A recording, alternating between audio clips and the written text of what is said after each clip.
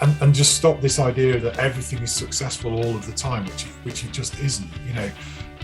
We do need to take risks to try and work through these very, very complicated situations.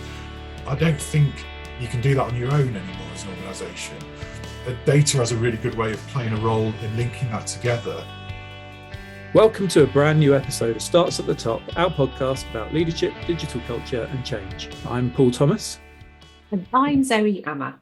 Our podcast brings you interviews with leaders from the public, private and third sector who are using digital to navigate uncertainty and forge a path to the future. In this episode, we speak to Matt Stevenson-Dodd, who is the founder and managing director of Trust Impact, a data and impact consultancy helping charities and social enterprises to measure and report on their impact. We had a great conversation with Matt, and Zoe, we probably need to start keeping the tape running a bit longer after these interviews because there's some gold at the end of these conversations. So we had a great conversation about impact in the charity sector, but also about Matt's band, the Bright Lights, and he recommended and we recommended lots of music that we love, including 90s indie disco tunes. So when are we going to start the disco or the music spin-off of Starts at the Top? Well, it's the baking spin-off, yeah. Lots of diversification opportunities here. I like it. But whilst we jest and whilst we would like to have all the time in the world to do the many different versions of Starts at the Top, this week, Zoe, you wrote a really important blog post about inclusivity in tech for good and what it's like to be a woman of colour in tech. It was a really brave post. It gave me a lot of pause for thought, and it's had a great response. So I wanted to check in with you and just see how it's been for you since posting and how that's been, and then we can talk a little bit about a few reflections on what that might mean going forward. So how has the week been for you since posting that? It's been a bit of an emotional roller coaster. You'll have seen in the blog that it was kind of a long form write-up of what I talked about at a Catalyst event about inclusion. And it was really emotional. I've never put my experiences out there in that way, but I was motivated to do it because I thought it would help other women and other people of colour working in tech for good, and to really drag these experiences and this whole conversation about safety in the workplace and how we make people feel included, to drag that into the open and into the light so we can just look at all this stuff, because there are stories coming up right, left and centre this week, whether it's Angela Rayner or Tim Westwood, or this little blog I've written that show that this is a live issue going on in workplaces and industries all over the country and probably all over the world, I would imagine. So it was really hard. I'll be honest, it was really hard. But seeing people's reaction to it, I've had some amazing messages from women saying it really resonated with them. One woman contacted me and was so supportive and said, I'm going to send this to my team. I'm going to start a whole conversation with them about inclusion, and this blog's going to be a great prompt to get that going. Because often, I think it's fair enough, there's loads of brilliant, decent, kind men out there who it's hard to get that conversation going. I mean, where do you begin? And if my blog helps people do that, and it helps other women and also other people of colour realise they're not alone, then it's done its job. Yeah, and I saw more than a few men sharing it and encouraging other men to read it. And I was proud of you for doing it. It was well said, well meant, and from what I understand from you, has got a lot of people around, even around the table, that you're actually sitting around this week talking and sharing, and you said you sort of noticed an immediate sort of change in behaviour from some people to be a bit more open and a bit more inclusive. Yes, yeah, and that's the power of real, authentic storytelling, isn't it? You can do something that really makes a difference with it, and sometimes people need to be, I think, kind of prompted and maybe even shaken up a little into change, and to acknowledging together that things need to be different, because it's not just me this stuff has happened to. It's happened to so many women I know and so many people of colour. And what we must make sure that we're doing in Tech for Good and indeed technology more widely is make sure we're not replicating and maybe making even worse some of these systemic issues around power, because otherwise what's the point? What is the point? Yeah, and hopefully it makes people think about their choices and the people that they choose to support and work alongside. Behaviour that's exhibited in that way needs to be challenged and kicked out. And it just made me reflect. We were just talking a second ago, but it did make me reflect on some opportunities that I've either turned down or left just often from getting a sort of a negative feeling from a conversation. You've said this before, where you've had a conversation with someone and you just had a slight sense that it wasn't right. And I've had and walked away from work with businesses that I've really respected people within the businesses, and actually the businesses are trying to do great things, but the actual leader behind the business has been, and this is coming from a 6'6" white male. I'm not easily intimidated, but to working with people where I've just said, no, enough is enough. And not necessarily that being directed at women or women of colour or anyone of colour, but a toxic masculinity that I've just been deeply uncomfortable with. So no, thank you for calling it out, and actually and thank you for standing up for it. And it'll be interesting to see how much that leads to, how much change we can look back in a year's time perhaps and say what it's actually led to and what changes, the pervasive nature of the changes that it starts. But we also wanted to talk about Elon Musk and Elon Musk buying Twitter. We talked about it 2 weeks ago, and it's come to pass, or it's sort of going through the motions at the moment. And there's a number of things that we feel that Elon Musk might bring to the board, bring to Twitter, and bring changes to Twitter. But one of them that resonates with this conversation is this freedom of speech point. That bringing back people like Donald Trump and making it a platform that should be as open and anyone can say what they say, because freedom of speech is a really important thing. And I just commented to you that being a white billionaire and standing up for freedom of speech is quite easy when you're one of the people that freedom of speech affects and impinges on a day-to-day basis because of your color or your sex or your religion or whatever it might be, is the problem that these channels have at the moment. So I'm hopeful that one of the things that Elon Musk thinks about when standing up for freedom of speech on Twitter is that the controls and the ways that we need to look at that channel needs to be governed are important and need to be in place. They can't just be swept under the carpet. I completely agree with that. And I think what has worried a lot of people this week is the amount of power and influence that Elon Musk is going to have if this deal does indeed go through.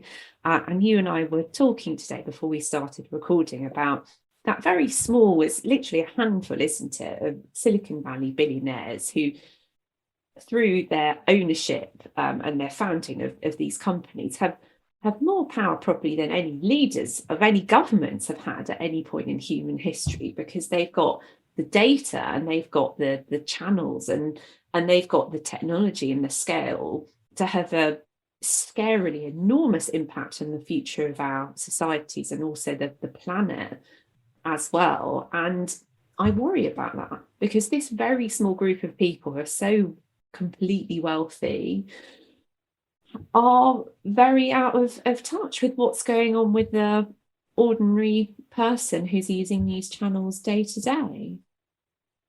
Yeah, it's the real disconnect, and we've talked quite a bit, so we probably won't go into too much else about what might change on that channel. I think it's good to sort of round this bit of the conversation off, but I think it's something that we'll keep coming back to, because the sort of predominant change, I guess, in the world that we exist in work-wise and this podcast is the rise of social media over the course of the last 15 years, and the impact of that on the way that we are, the way that we work, the way that humanity works, the way that the news cycle works, all of these things.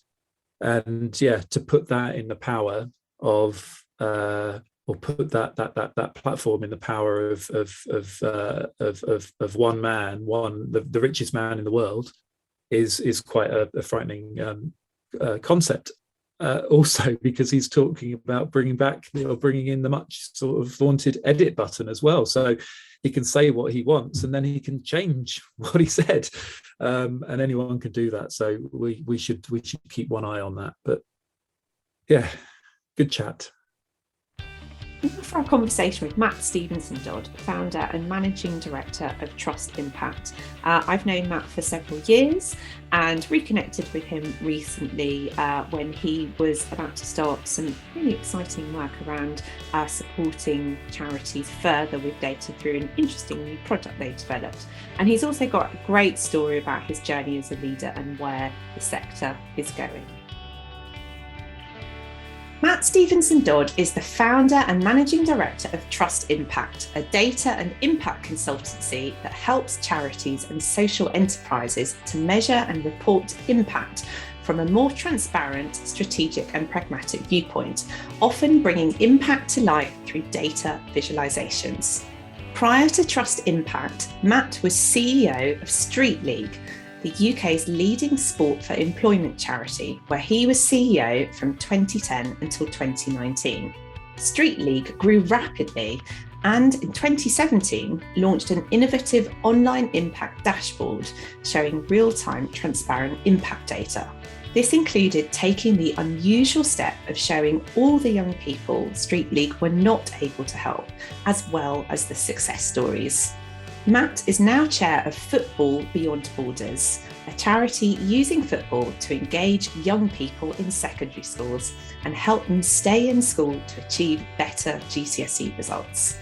He is also a trustee of People's Postcode Lottery Children Support Care Trusts and was a Social CEO winner in 2015 and 2016. Matt Stevenson-Dodd, welcome to Start to the Top. Hello. It's so lovely to have you here today. And there's so much that we want to talk to you about, whether that's data, whether that's leadership. And I know also we're going to touch on 90s indie records as well later in this conversation. So I'm looking forward to that too. And I think a first guest to get football in the bio. No, we just joked on our last recording that I always get football into it. I haven't even needed to this time. Zoe's already put it in there. Amazing. So we will definitely explore that as well, of course.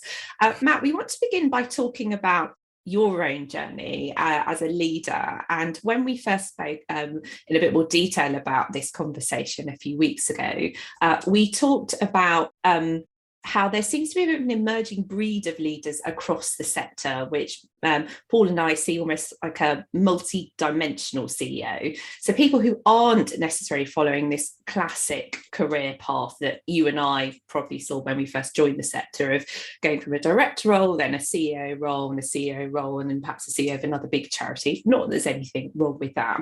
But you strike me as someone who's really forged your own path, very much based on the impact that you want to see and the values that you have. So I just wanted to hear a bit more about what that journey has been like for you. Yeah, it's an interesting sort of way to look at it, because I think I was on that path of ever bigger charities and, wanting to be the CEO of the next bigger one. Somebody once said to me, I think, you get to the point where you need a bigger train set to play with. And I think that was my path. But then I don't know whether I was entirely happy being a CEO. I liked quite a lot of it and I had some amazing experiences. But the things that I really liked, I just wanted to do more of those. So I used to love innovation. I used to love trying new things, challenging, the status quo a bit, probably been a bit, taking a few risks and trying things like that. And impact, I think, for me came out of that as a way of thinking, can we do something different here? And the work we did at Street League sort of, really, really exemplified that. But the last few years at Street League, I was thinking, do I go for a bigger job, or do I just try and do something something different. And so the conversation you and I had at the NCVO conference many years ago, probably 2, 3, maybe even 4 years ago now, you said to me, some people work across the sector, and it just really resonated with me. I thought, actually, you're right. Some people can do different jobs, and if I could do that bit that I love about being a CEO with more organisations, that's got to be the way forward. Oh, that's great to hear that, Matt. Thank you. And when we spoke about this a few weeks ago, we talked about how the job of a CEO, as particularly the CEO of a charity, is really challenging, and how you have to be in so many different places at once and across all of these different things. For anyone who is listening who perhaps is an aspiring CEO, can you tell us a bit more about what that challenge is like? Yeah, I mean, it's the best job and the worst job. It's got everything in it. I mean, I remember when I set up my first social enterprise back in 2000 with a group of young people in Newark. I was the first employee, and eventually became CEO of that organisation. But you have to sort of fill in all the gaps until you're big enough to get different people to come in and do those jobs. So you sort of end up being quite an all-rounder, I think. And I really appealed to me. I love that, turning my hand to everything from the finances to fundraising, operations, even cleaning the toilets. You've got to sort of do everything. And then gradually, as you sort of move on, I remember one of my mentors said to me, over the course of your career, you get to just do the bits that you kind of love doing. And I think I still found that CEO role, too broad for me. There's bits that I didn't really enjoy, but felt they were necessary as part of the job.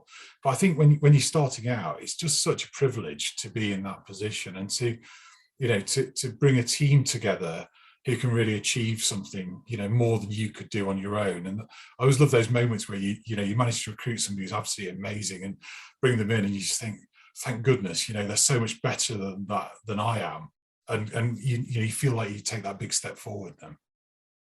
And do you think that the job, particularly of charity CEO, do you think that is getting harder? I'm thinking there of the amount of scrutiny that the sector is under right now. Is it getting more difficult? Yeah, I think it was a tricky job anyway. I think recent events like the pandemic, obviously, but Black Lives Matter as well, I think, threw a whole different view on the role of the chief executive and how inclusive organisations are. I think it's been a very challenging time, because you're in a leadership role, but actually organisations need to be much more about decisions being taken within the organisation, in different places, different people becoming leaders of the organisation. And it's quite a cultural change, I think, in its broadest sense that charities are having to go on. Throw into that as well, the question of impact. And I think this has really become, very, very poignant in the recent years post-pandemic, as we started to move out. There's less money, there's more demand. You've got to sort of frame that change in the organisation around something.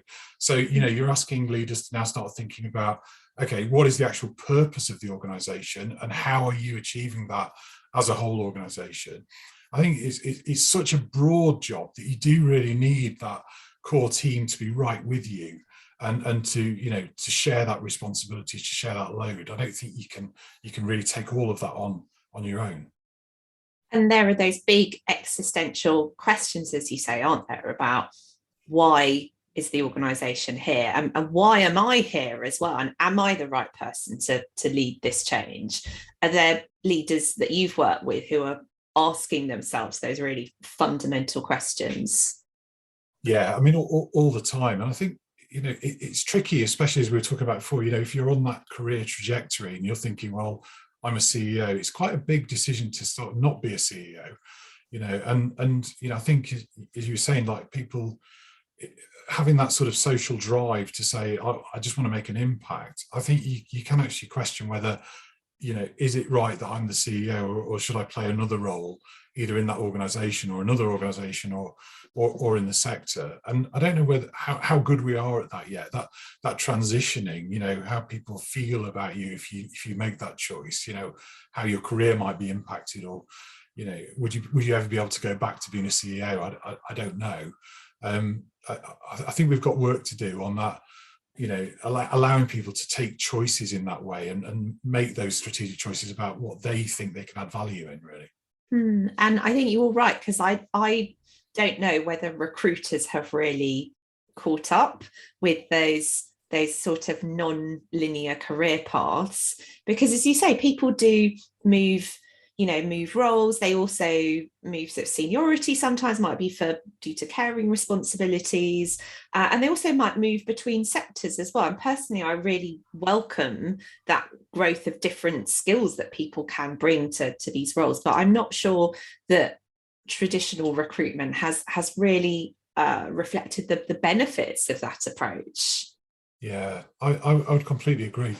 When I set up Trust Impact in January 2019, one of the recruitment agency people I really like and trust said to me, basically, you've got about 2 years, maybe 3 years, to decide if you want to come back to being a CEO from being a consultant, because people would question, have you still got the relevant experience? Could you come back and do it? And I remember getting to 3 years with Trust Impact and thinking, well, that's it. I'm staying. That's what I want to do. But you sort of think, yeah, I mean, could you be more flexible? I think you could. There's a lot more sort of I think if we build teams based on people's skills and experience, but also their purpose, their own sense of purpose around what they would like to add value to and what they think they can really achieve.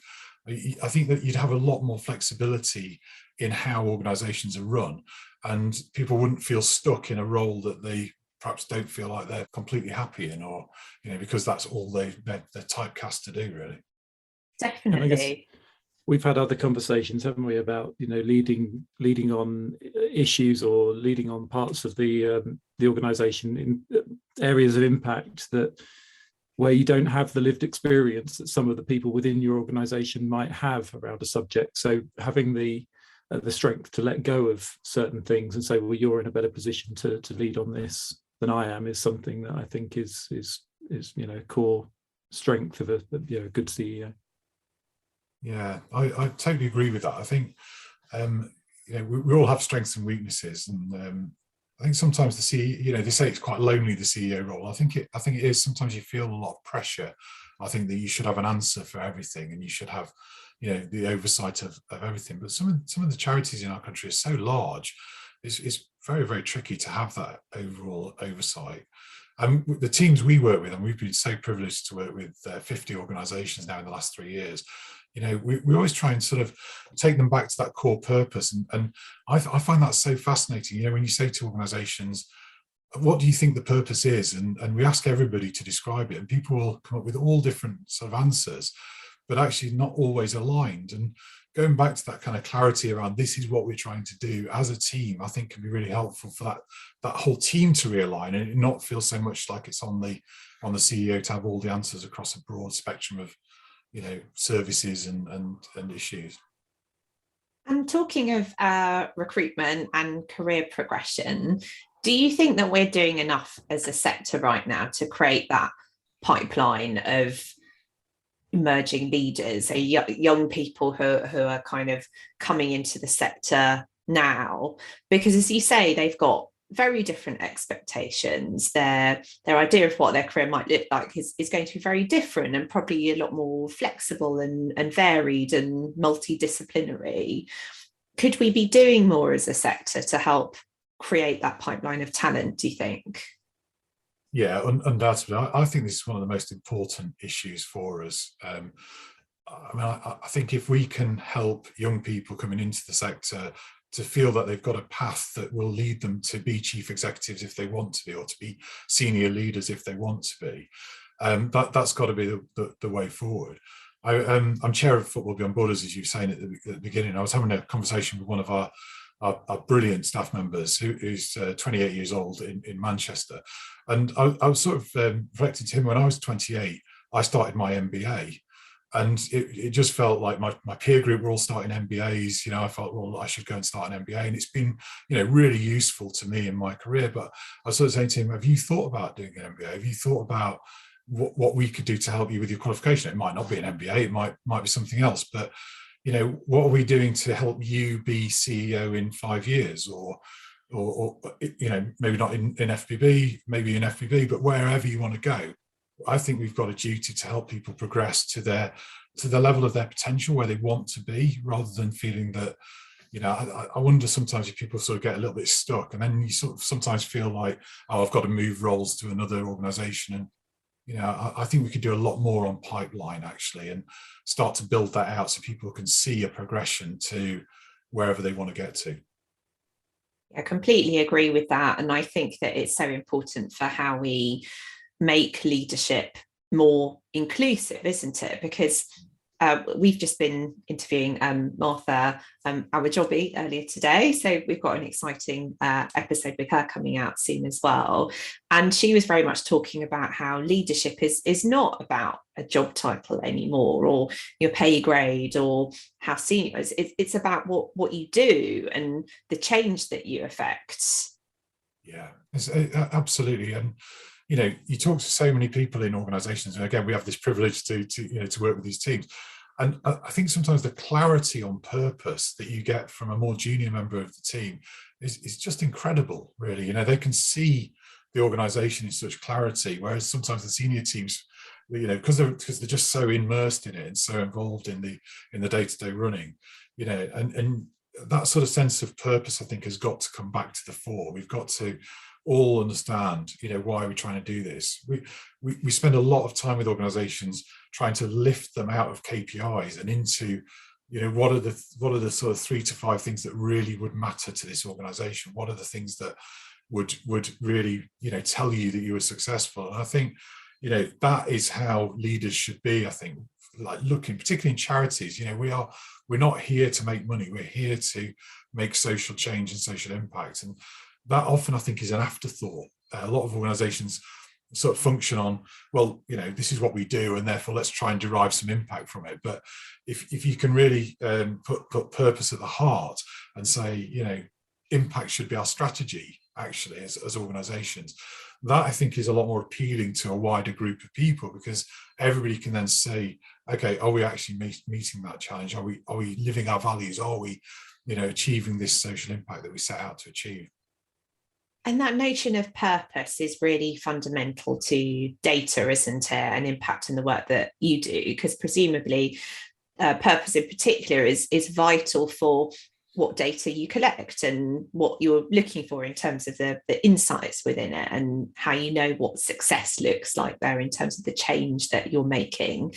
Can you tell us a bit more about some of the current data trends that you're seeing with charities and how they're dealing with those?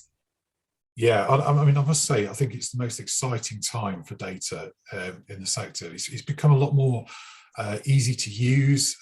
Technology's really moved forward, and I think gone are the days when you'd sort of try and cram as much as you can into your server that's in the corner of the room. Data is all over the place now. It's more accessible, more usable.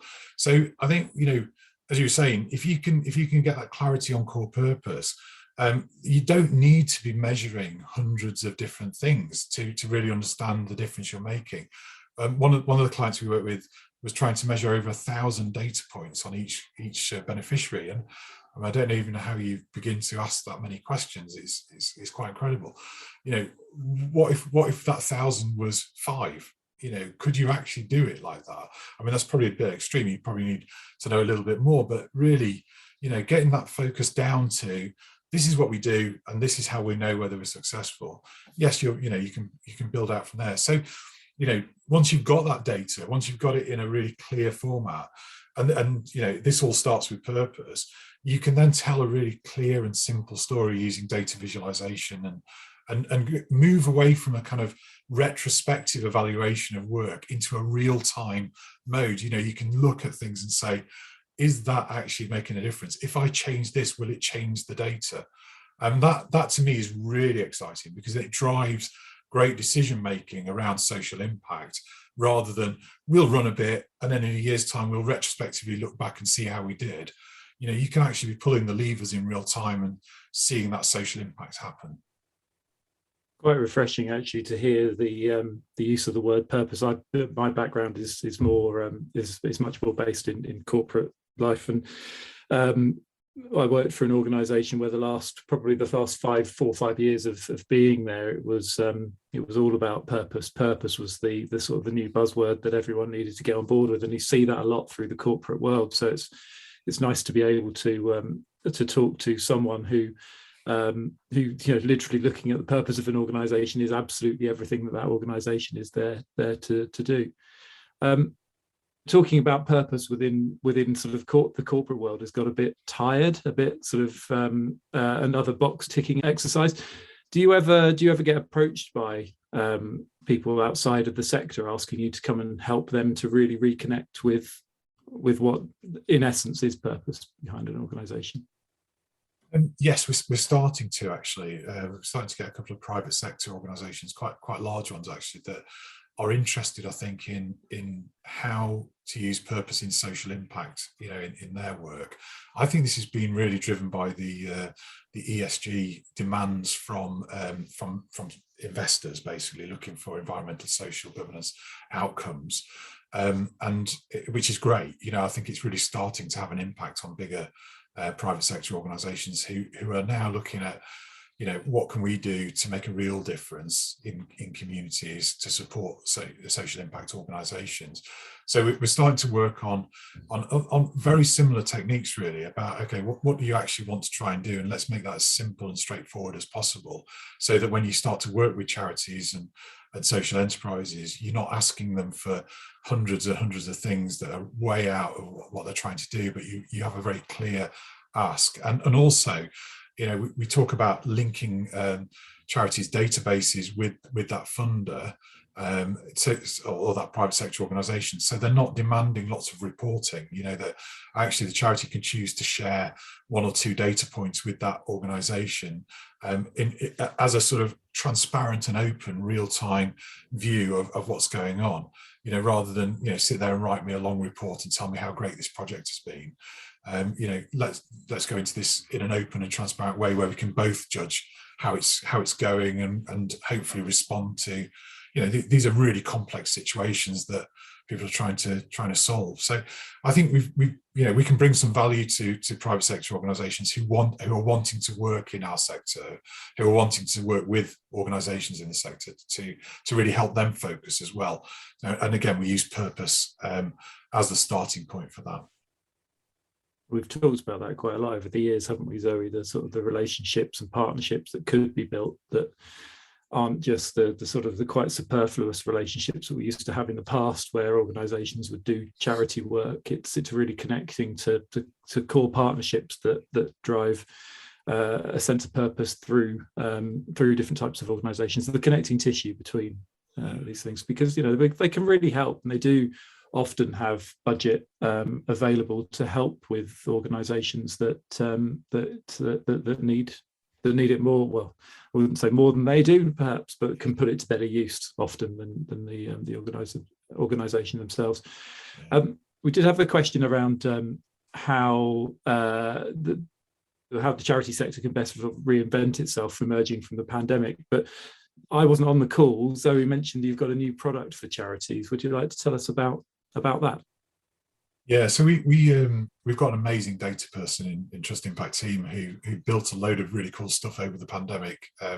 So there's a purpose alignment tool that we have on our website for free for charities to use, where everybody describes the purpose in 8 words, and then it uses natural language processing to compare the words and gives you a score on alignments. That's always really good fun. We do that with all of our clients just to see how aligned they are. But recently, we've also just built a data sharing platform called Connect, Mix, Share, which is designed really to automate the process of getting data out of a database and onto a data visualization without having to sort of sit there for days exporting spreadsheets and crunching the data and then trying to put it into a visualization. And what we find is a lot of those sort of process things are done every month by a team, but they could just be automated. So Connect, Mix, Share is a really easy way to connect to your database, choose the data you'd like to use, and you don't have to use everything, just the fields, mix it in the way you'd like to mix it, and then output it to a live data visualization. We think it could be really transformational for a lot of organizations who have data, but maybe it's trapped in the database, that is either in the corner of the room or on the cloud. It sort of, moves that into a place where data becomes usable and can be seen in real time. We always had that discussion about once you'd used something like Microsoft Power BI to surface some of the data, where could you put it that would have the most impact? And one of the specific areas in this accountancy firm that I worked in was in the London head office. Could they have a big screen behind the desk, and then what would they be prepared to surface from the data that they held? It could be quite impactful that people are sort of seeing that on a daily basis, rather than what tends to happen is a report gets generated into a spreadsheet or something and then never gets shared. So yeah, I completely buy that. So what's a great example of that in use at the moment? So I think the best example at the moment is we did a piece of work with YMCA England and Wales, where they're a federated structure of over 100 charities, and each of those charities is almost like an individual charity, but drawn together by a federated structure.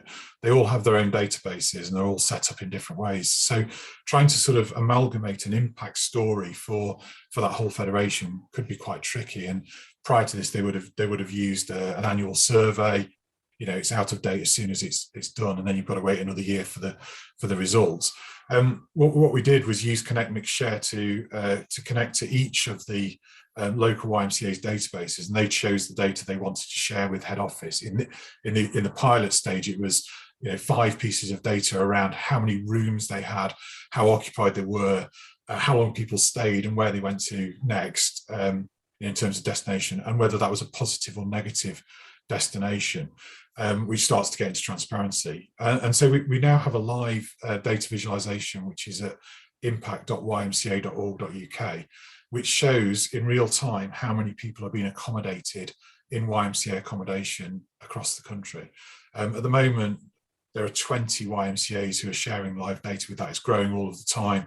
There's 48 of the 100 that provide accommodation, but they also have lots of other services that we're starting to visualize now. And the principle is we draw that data without them having any pain locally. They just carry on doing their job, and that data just comes out. So if somebody moves out in Derbyshire, it will update the national visualization within an hour.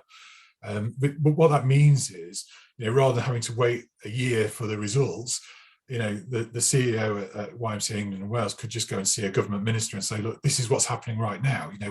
We're doing this as a collective across this country, and we're making a huge difference.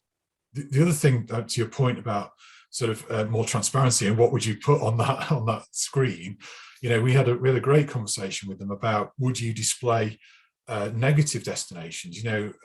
Sometimes people will move out and they'll be sofa surfing, or they'll be taken into custody, or another sort of not positive outcome. And it was a lovely discussion, because what we were able to acknowledge was YMCAs are working in some really quite tricky situations, and offering an amazing support service, but it's not always going to work. And this is the reality of all charities. It doesn't always work, but we don't always talk about the negatives. We always talk about the success. So on the right-hand side of this dashboard, you'll be able to filter down to, okay, when it didn't go right, let's have a look and see what that was.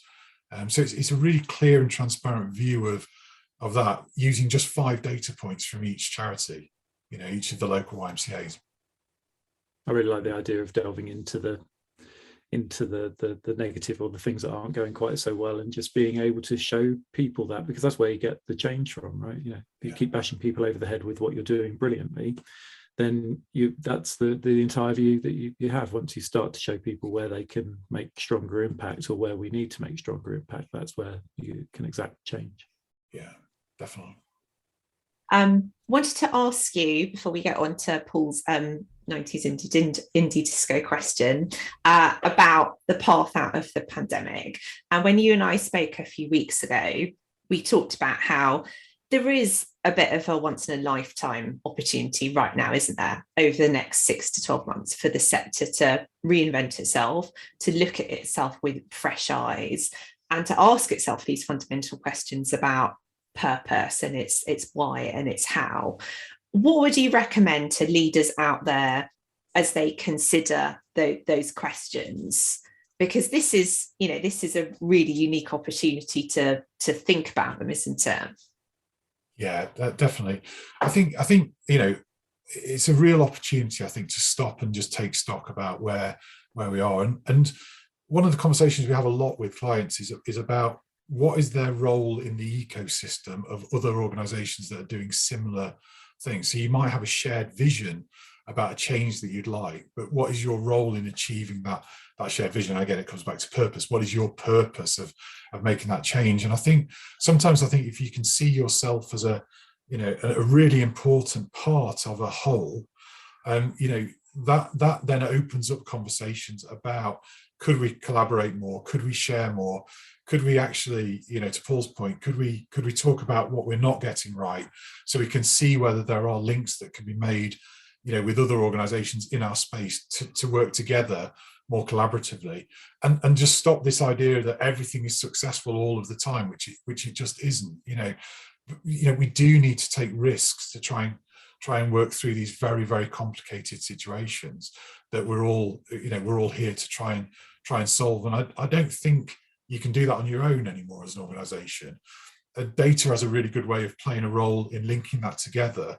And I think this is the opportunity now to really take stock of, okay, we shouldn't try and be all things to everybody, every organization. We should try and be really clear that this is the difference we will make, and really try and understand that and report that as transparently as possible, collaborate with others, see what collaborations could really make a difference, and just try and be a bit more innovative about that. I think, organizations that would never have thought of working together should be looking at, can we do something that would try and change that situation or have a different angle on it? But all of that starts with a real clear understanding of who you are in that space, I think. I really hope we'll see more partnerships coming out of this period of reflection and reconsideration as well. Paul, you were going to ask your 90s indie disco question, weren't you? This is a real challenge. I've just been sitting here thinking I've got to come up with something now, but this was just because at the beginning, the listeners can't see it. Behind you is a wall of guitars. I can see two. One a bass. Are they both bass guitars? I've got an acoustic and two basses. Yeah. So you said that you played music in a local band, and that your son, how old is your son? 16. So 16, and his favourite band at the moment is My Bloody Valentine, which I feel impressive very stuff. Proud as a father. Yeah, so you should. So no, we were just discussing the idea that indie disco is coming back. Your band plays 90s music, indie disco. It seems to be coming back. There is a new podcast. We can add that. So sorry, I don't know if it's a podcast, but it's a BBC Six Music show that's on. I think it's through the Sounds app, which is as good as a podcast, I guess, on indie disco. Seems to be making a comeback. So we were just discussing that. Whether I can make a question out of that aligns to purposeful charities and purposeful organizations and data, I've got no idea. But that would be very skillful, Paul, if you could do that. Well, the only thing I could think of was there was a really nice data point I saw at the weekend. Last Friday was the 20th anniversary of Six Music.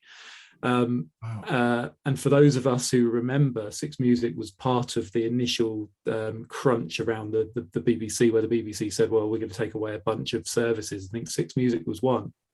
I think it was at the same time as the BBC Food website was another one, which I cannot even fathom the idea of that disappearing, because that is a go-to destination for us in this family at least once a week. But they were talking about the Six Music, and Six Music's listenership has gone up and up and up and up and up.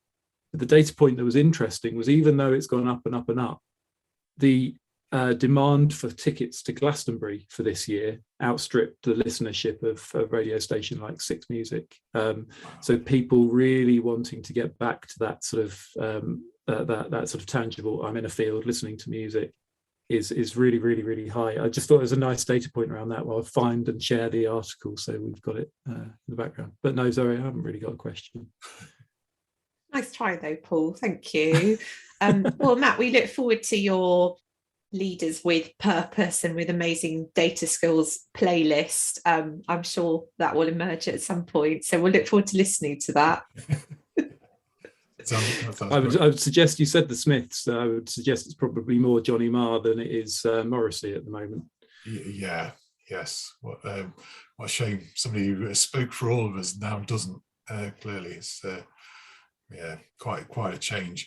I just reflecting on the data point about more people wanting to do live music. I mean, see live music. I think that's so true. It's the one thing that I really missed in the pandemic, was playing music and being in a room full of people, enjoying listening to music and jumping around. And I think I was saying before, I played our first gig in 2 years a couple of weeks ago, and it's just such an amazing experience to be in a pub again with people playing songs. It's just, I know it's quite a sort of simple thing really that just has so much joy, I think, around it.